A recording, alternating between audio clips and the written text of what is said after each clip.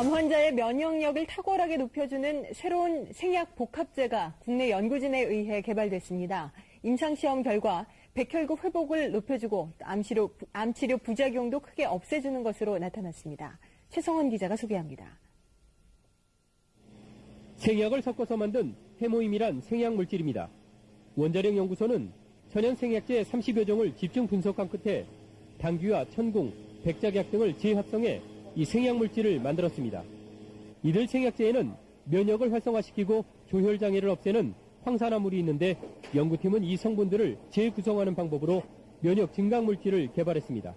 조다당 물질이 면역 조혈 기능을 증진시키고 항산화 물질은 방사선이나 항암제에 의한 정상 조직 손상을 방지해주기 때문에 원자력병원에서 임상시험을 한 결과 새 생약물질은 암 환자들의 면역력을 크게 높이는 것으로 나타났습니다. 유방암과 자궁암 환자 각각 12명에게 새 생약물질을 복용시켰더니 모두 회복 속도가 60% 정도 빨라졌습니다. 특히 이 생약 복합제는 암 치료에 따른 염증이나 구토 같은 부작용을 크게 줄일 수 있는 것으로 나타났습니다. 암 환자들은 치료를 받으면서 기력이 떨어져 문제가 됐지만 생약 복합제를 복용한 환자의 80%가량이 기력 회복에 큰 도움이 됐다고 답했습니다. 해모힘을 먹은 환자들은 전신 무력감이 많이 없어져서 더 약을 요구하는 환자들이 많았습니다. 암을 치료하기 위해서 보통 방사선이나 항암제를 쓰게 되는데 이때 부작용으로는 면역 조혈계 세포가 손상을 입게 되고 또 재생 조직이 손상을 입게 됩니다. 그 예를 들어보면 머리카락이 빠진다든지 혹은 속이 메스껍고 구토가 나고 밥을 잘 못 먹게 된다든지 이런 것들이 그 증상이라고 볼 수 있습니다.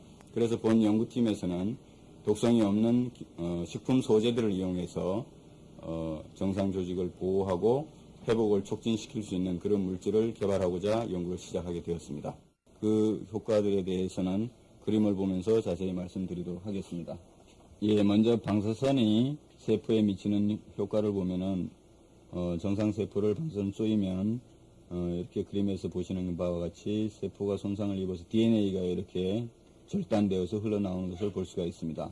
그런데 저희들이 연구실에서는 어떤 물질을 개발해서 물질을 처리를 하게 되면 이 DNA의 손상이 이 정도로 감소되는 그런 물질을 찾아낸 것이라고 볼 수가 있습니다. 여기 그림을 보시면 이것이 소장의 단면도를 나타낸 그림입니다. 그래서 방사선만 쏘이면은 그 재생 조직이 상당히 많이 죽어나가는 것을 볼 수가 있습니다. 그러나 우리가 개발한 제품을 먼저 투여하고 방사선을 쏘이면 상당히 그래도 많이 살아남아 있는 것을 볼 수가 있습니다. 조혈모세포에 대한 그 보호 효과를 검증하기 위해서 저희들이 실험한 결과인데요. 방사선 조사했을 때 조혈모세포가 살아남아서 재생되고 있는 모습입니다. 그러나 거기에 비해서 이 물질을 투여했을 경우에는 훨씬 더 많은 조혈모세포가 살아나오는 것을 볼 수가 있습니다. 그 결과를 보시면은 이 정도로 증식되는 것을 볼 수가 있습니다. 저희들이 개발한 이 복합조성물이 암세포 억제 효과도 가지고 있는데 그 부분에 대해서는 그림을 보면서 자세히 말씀드리도록 하겠습니다.